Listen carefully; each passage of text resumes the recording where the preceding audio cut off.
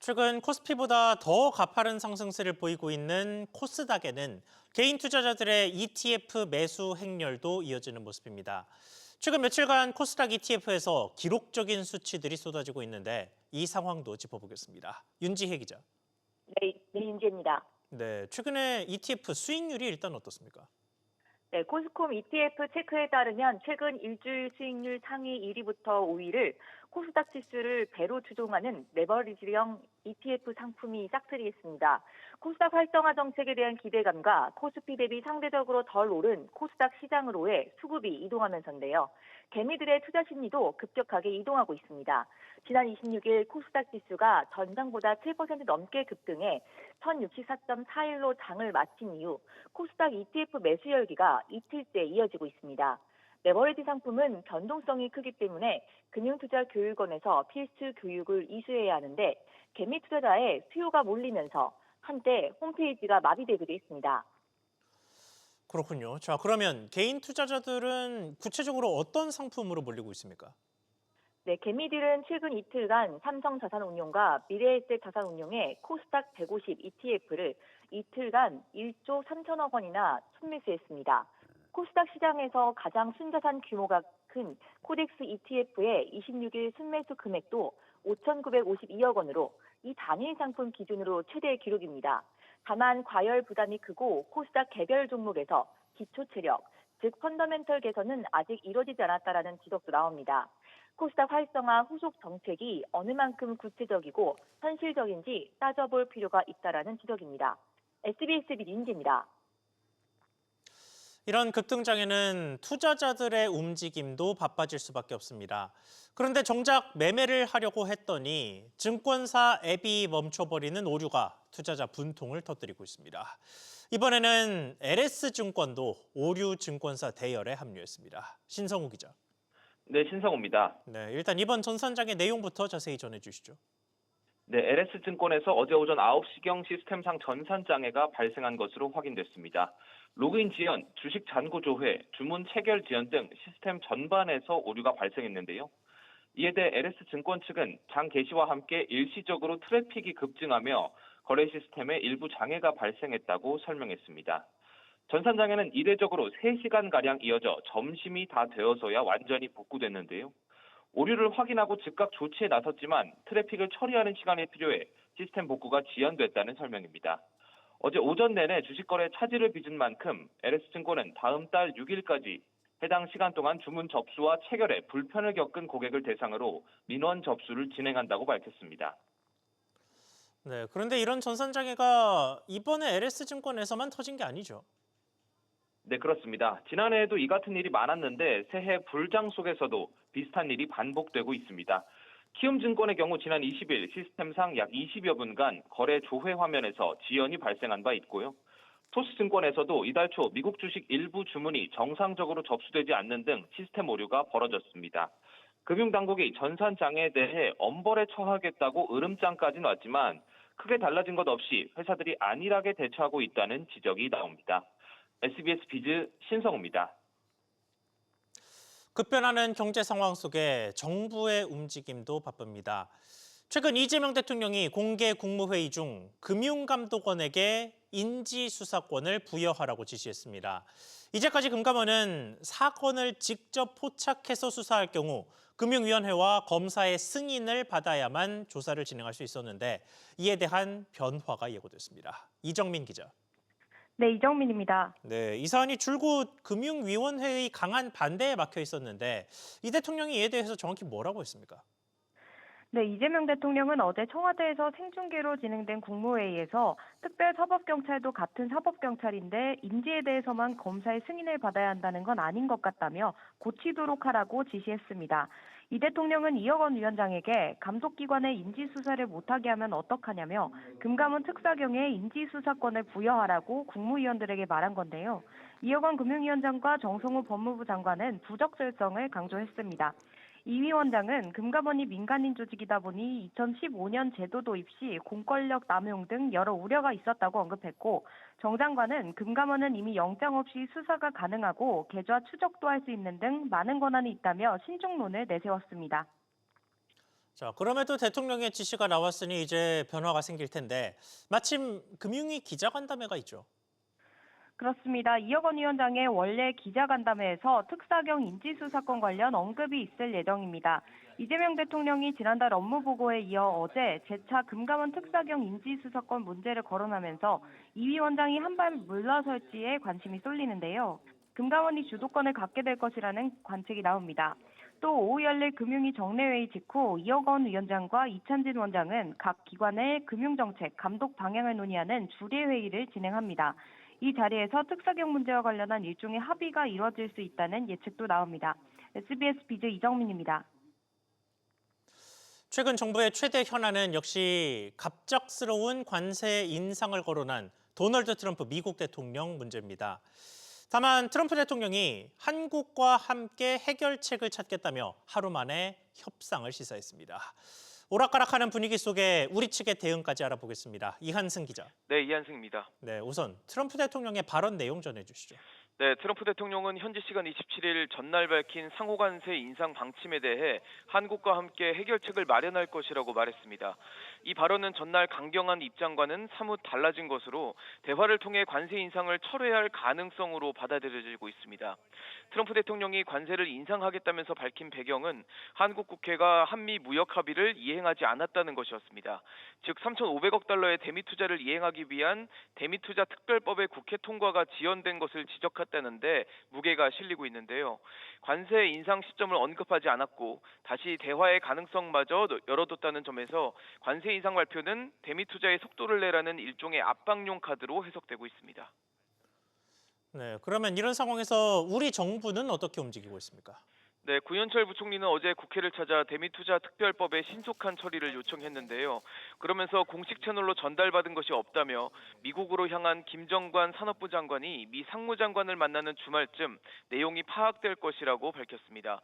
여기에 여한구 통상교섭본부장도 조만간 미국으로 가 미 무역대표부 대표와 협의할 예정이어서 트럼프 대통령이 말한 해결책이 나올지가 중요해졌습니다. 트럼프 대통령의 발언이 대미투자 압박용 카드라는 해석에 국회도 다음 달 법안 심의 절차에 착수해 2월 말에서 3월 초 사이 특별법이 통과될 것으로 전망하고 있습니다. SBS 비즈 이한승입니다.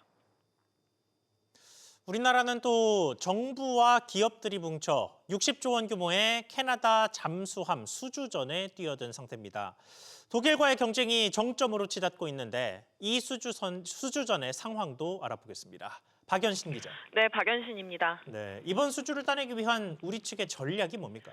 이번 캐나다 초계 잠수함 프로젝트는 최대 60조 원 규모로 캐나다 정부가 현지 경제 기여도를 핵심 평가 요소로 삼고 있는데요. 이에 따라 우리나라는 잠수함 성능 경쟁을 넘어서 대규모 산업협력 패키지를 전면에 내세웠습니다. HD 현대와 하나오션이 원팀을 꾸렸고 조선에너지, AI, 자동차, 자원개발까지 아우르는 전 산업 절충 교역안을 제시했습니다. 특히 캐나다 현지 조선소에 잠수함 기술을 이전하고 유지보수라 인프라를 구축해 사업 이후에도 캐나다가 독자 운용 역량을 갖출 수 있도록 하겠다는 점을 강조하고 있습니다. 네, 조금 더 구체적으로 들어가서 그러니까 잠수함 이외에 우리 정부와 기업들이 제안한 산업협력이 어떤 것들입니까?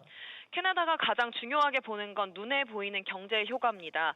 하나오션은 캐나다 최대 철강 업체와 손잡고 수천억 원을 투자해 현지 철강제 공장 건설을 추진하고 있고 AI 기업과는 잠수함 특화 인공지능 기술을 공동 개발하기로 했습니다. HD 현대는 더 나아가 잠수함 사업 기간 동안 수조 원 규모의 캐나다 원유를 장기 수입하고 현지 조선소의 함정, 잠수함 건조 노하우를 이전하겠다는 계획을 내놨습니다. 우리 정부는 캐나다가 원하는 자동차 분야 협력을 약속하며 양국 산업의 동반 성장을 뒷받침할 범정부 차원의 지원을 공식화했습니다. SBS 비즈 박연신입니다. 다음으로는 기업들 소식입니다. LG 디스플레이가 지난해 4년 만에 연간 흑자 전환에 성공했습니다. 만성 적자의 원인이 되어왔던 대형 LCD 사업을 과감하게 정리하고 호부가 OLED 매출 비중을 끌어올린 전략이 주요했습니다. 엄하은 기자. 네, 어마은입니다. 네, LG 디스플레이가 오랜만에 연간 흑자를 기록했습니다. 그렇습니다. LG 디스플레이는 지난해 연간 매출이 25조 8,101억 원, 영업이익은 5,170억 원을 기록했다고 오늘 공시했습니다. 연간 기준 영업이익 흑자 달성은 2021년 이후 4년 만입니다. 4분기 매출이 7조 2,008억 원, 영업이익은 1,685억 원으로 집계됐습니다. 매출은 전년 동기 대비 8% 감소했지만 영업이익은 108% 증가했습니다. 제품별 매출 비중은 IT용 패널이 37%로 가장 크고 모바일용 패널 및 기타와 TV용 등이 뒤를 이었습니다. 네, OLED가 흑자 전환에 주요한 역할을 했다고 하던데 구체적으로 어떤 영향을 끼쳤습니까? LG 디스플레이는 지난 2022년에서 2024년까지 IT TV 시장 수요 둔화 등에 따라 연달아 적자를 낸 바 있습니다. 이후 OLED 매출 비중을 확대하면서 체질 개선 성과를 냈는데요. 전체 매출에서 OLED 제품 비중은 지난해 61%로 역대 최고치를 기록했습니다. 지난해에는 대형 LCD 사업을 종료하며 OLED로의 사업 구조 전환에 속도가 붙기도 했습니다. 시장에서는 올해도 OLED 중심의 실적 반등을 기대하면서도 중국 기업들과의 글로벌 점유율 경쟁을 주요 변수로 지목하고 있습니다. SBS 비즈 엄하은입니다. 제약회사지만 생수와 음료로 더 잘 알려진 광동제약이 매출의 원천 중 하나인 비타500의 편의점 가격을 올립니다. 이외에도 편의점 제품에서 연이어 가격 인상 소식이 나오고 있는데 취재기자 연결해 보겠습니다. 김한나 기자. 네, 김한나입니다. 네, 우선 비타500은 가격이 얼마나 오릅니까? 네, 다음 달부터 비타500 편의점 가격이 1,700원에서 1,900원으로 11.7% 인상됩니다. 더 진한 헛개차는 3,000원에서 3,300원으로, 진한 헛개차는 2,200원에서 2,500원으로 300원씩 비싸집니다. 광동제약은 지난해 2월에도 비타500 가격을 100원 올렸는데요. 1년 만에 추가 인상에 나서는 셈입니다. 이외에도 최근에 편의점 먹거리 가격이 줄줄이 오르는 것 같습니다. 네, 그렇습니다. 세븐일레븐은 새해부터 가성비 PB 제품 40여 종의 가격을 최대 25% 올렸고 GS25는 일부 PB 가격을 6% 인상했습니다. CU는 두바이 디저트 시리즈 가격을 최대 19% 올렸는데요. 다음 달부터는 호울스 캔디 가격도 1,000원에서 1,200원으로 20% 비싸집니다. 이런 가운데 샤넬과 에르메스, 롤렉스 등이 연초 가격을 올린 데 이어 까르띠에와 프라다도 어제부터 국내 판매가를 인상했습니다. 고환율이 장기화되면서 지갑은 얇아지는 가운데 각종 물가는 오르면서 소비자 부담이 갈수록 커지고 있습니다. SBS 비즈 김한나입니다. 최근 금값이 폭등하면서 일정 기간 근속한 직원들에게 금으로 포상하던 기업들의 문화가 바뀌고 있습니다. 금 대신 현금으로 바꿔서 지급하는 겁니다. 정대한 기자. 네, 정대한입니다. 네, 일단 최근에 어떤 기업들이 포상 방식을 바꿨습니까? 네, 업계에 따르면 GC녹십자는 그동안 장기 근속 포상으로 금을 선물해왔지만 올해부터는 현금 축하금으로 대체했습니다. 기존에는 근속기간 10년일 경우에 금 10돈, 20년이면 20돈을 주는 등 근속기간을 맞춰 금을 선물했지만 올해부터는 근속기간 10년은 현금 500만 원, 20년은 1,000만 원을 지급하는 등 금이 아닌 현금으로 지급합니다. 바이오 기업 시젠도 마찬가지로 장기 근속자 포상을 금 대신 현금으로 전환한 것으로 알려졌는데요.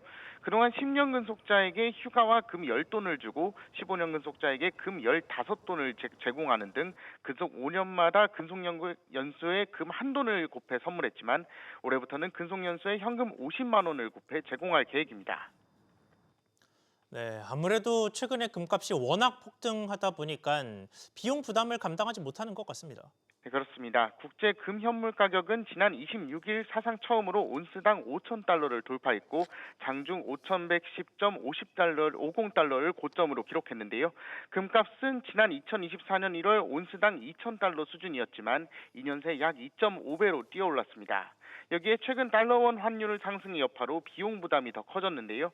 온스당 금값의 서울 외국 환중계 월평균 매매 기준율을 반영해 원화로 환산할 경우 2024년 1월 약 265만 원에서 올해 1월 기준으로는 2.8배인 746만 원으로 급증했습니다. SBS 비즈 정단입니다.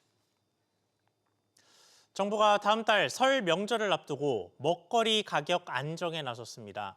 역대 최대 규모의 설 성수품을 공급해 수급 안정에 나서고 대규모 할인 지원도 실시합니다. 자세한 내용 취재기자 연결해서 들어보겠습니다. 정윤영 기자. 네, 정윤영입니다. 네, 정부가 오늘 설 민생 안정 대책을 발표했죠.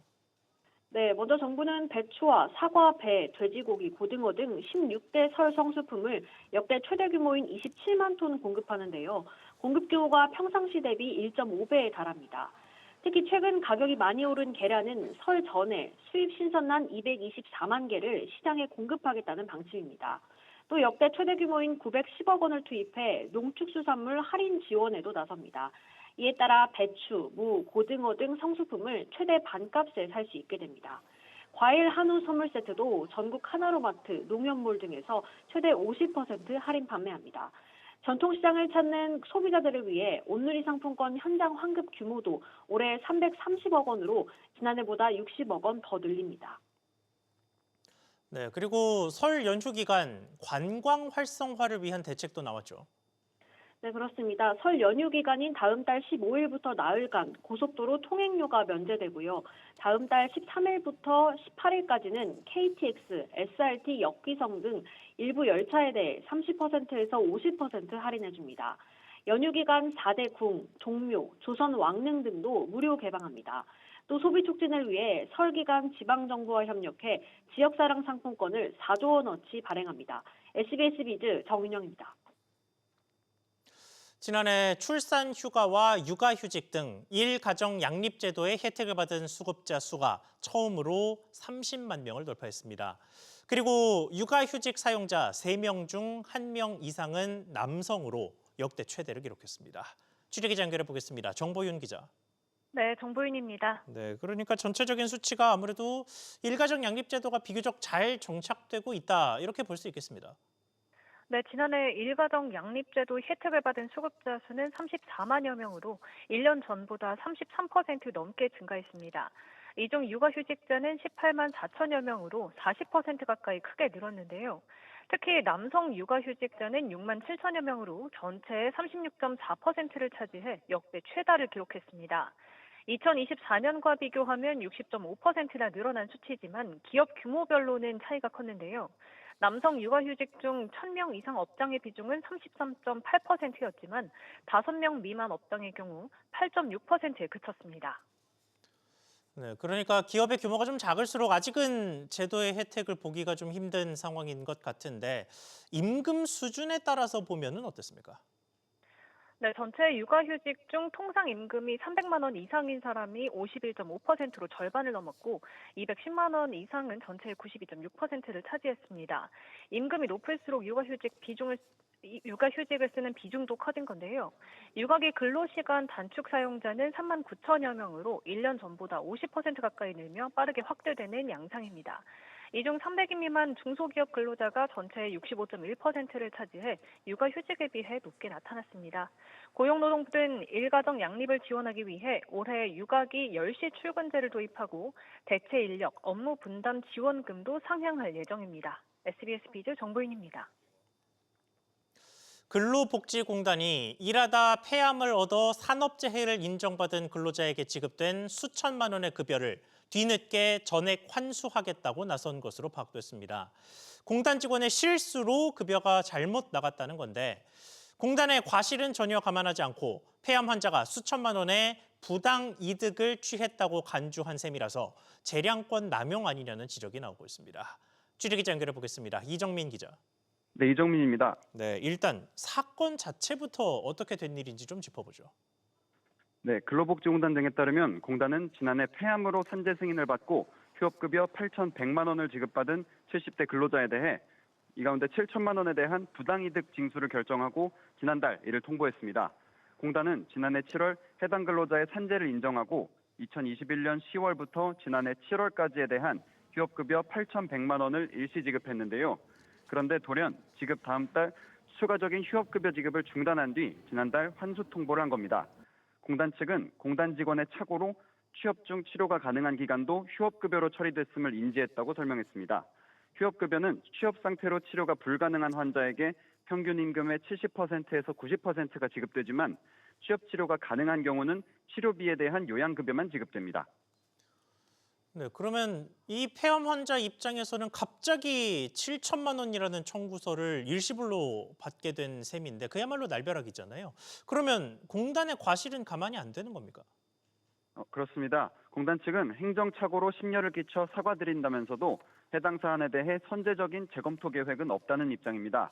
해당 근로자 측은 폐암 수술을 받고 요양 중으로 취업이 어렵다는 주치의 소견에 따라 공단에 재심사를 청구할 계획입니다. 전문가들은 공단 과실로 이미 지급된 급여를 전액 환수하는 건 과도한 처분이란 지적인데요. 근로자의 고의나 중대한 과실이 없다면 원칙적으로 환수를 하더라도 그 범위에 있어서는 감액 등에 대한 검토가 필요해 보인다며 이와 함께 재발 방지를 위한 공단의 급여 관리 대책도 필요하다고 강조했습니다. SBS 비즈 이정민입니다. 국내 기업들의 경기 전망이 3년 11개월 연속 부정적인 것으로 나타났습니다. 한국경제인협회는 매출액 기준 600대 기업을 대상으로 조사한 2월 기업 경기 실사지수 전망치가 93.9로 2022년 4월부터 47개월째 부정적 전망의 기준인 100을 하회했다고 밝혔습니다. 제조업과 비제조업 모두 기준선보다 낮은 가운데 특히 제조업은 지난해 8월 이후 6개월 만에 80대까지 하락했습니다. 2027학년도 의과대학 신입생부터 정부 지원을 받고 지역에서 10년간 의무 복무를 하는 지역의사제가 도입됩니다. 보건복지부는 지난해 말 공포된 지역의사법 시행을 위해 시행령 제정안에 대한 입법 예고를 다음 달 2일까지 진행 중입니다. 복지부는 지역 소재 의대에 들어가는 지역 고등학교 출신 선발 비율을 100%로 해 서울 수도권과 지방의 의료 격차를 해소하겠다는 계획입니다. 국내 은행의 원화대출 연체율이 소폭 상승했습니다. 금융감독원에 따르면 지난해 11월 말 국내 은행의 원화대출 연체율은 0.6%로 전달 대비 0.02%포인트 상승했습니다. 금감원은 신규 발생 연체 채권이 감소하고 연체 채권 적립 규모가 증가했음에도 연체율이 전월 대비 소폭 상승했다고 밝혔습니다.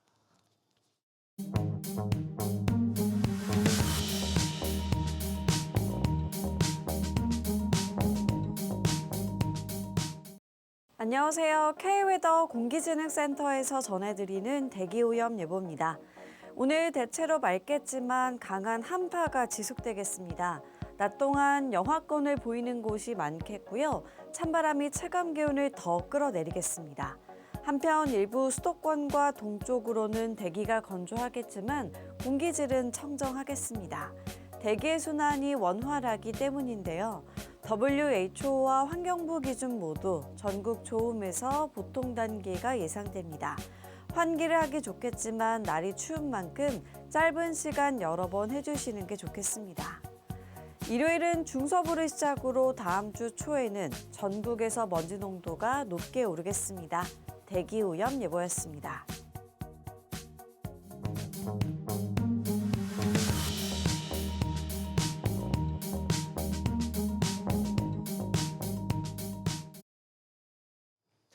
뉴스 마치겠습니다. 시청해 주셔서 고맙습니다.